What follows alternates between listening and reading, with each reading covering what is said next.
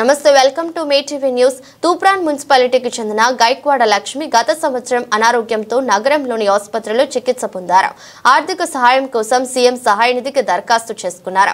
గజ్వేల్ మాజీ ఎమ్మెల్యే తుమ్కుంట నర్సారెడ్డి సహకారంతో మంజూరైన 43,500 రూపాయల చెక్కును తూప్రాన్ తాజా మాజీ municipal vice chairman Nandala Srinivas మంగళవారం Nacharam trust board chairman Pallerla Ravinder గుప్తాతో కలిసి బాధితురాలు లక్కీకి చెక్కును అందజేశారు. ఈ కార్యక్రమంలో కాంగ్రెస్ నాయకులు జంగం రాములు, బొల్లు వెంకటేష్, భాస్కర్ రెడ్డి తదితరులు పాల్గొన్నారు.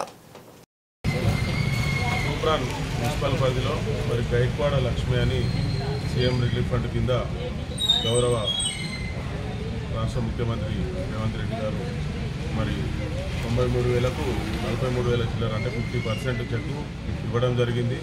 మరి గత ప్రభుత్వంలో 20% కంటే ఎక్కువ ఏ చెక్కు కూడా ఇవ్వలేదు. మరి ఇప్పుడు కాంగ్రెస్ ప్రభుత్వం ఇందిరమ్మ రాజ్యంలో మరి 50% ఇవ్వడం చాలా గొప్ప విషయం.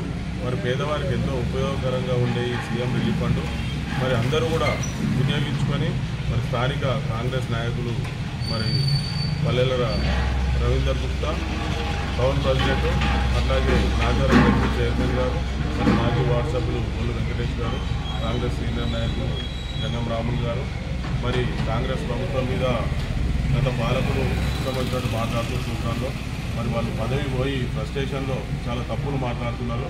వాళ్ళు కళ్ళు కనిపిస్తలేవు, చోలు వినబడతలేవు. మరి 6 గ్యారెంటీల మీద కూడా ప్రతి ఒక్కటి కూడా క్లియర్ చేసుకుంటూ వస్తుండ్రు. మరి రేవంత్ రెడ్డి సర్కారులో మరి వాళ్ళు చేసిన అప్పులు కడుతూ మళ్ళీ అన్ని బకాయిలు పెట్టినవి కూడా తీరుస్తూ మరి సంక్షేమ పథకాలన్నీ కూడా సరైన టైంలో ఒక్కొక్కటిగా ఇచ్చుకుంటూ వస్తున్నాడు. కాబట్టి 6 గ్యారెంటీలు ఏదైతే వాగ్దానాలు ఇచ్చిండో అవన్నీ కూడా ఫుల్ఫిల్ చేస్తుండ్రు.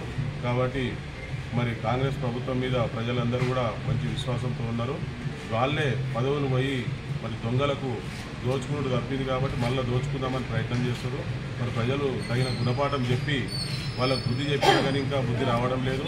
ఇప్పటికైనా గ్రహించి మరి కాంగ్రెస్ ప్రభుత్వానికి అందరూ సహకరించాలి వాళ్ళు కూడా అని చెప్పి తెలియజేస్తున్నాను.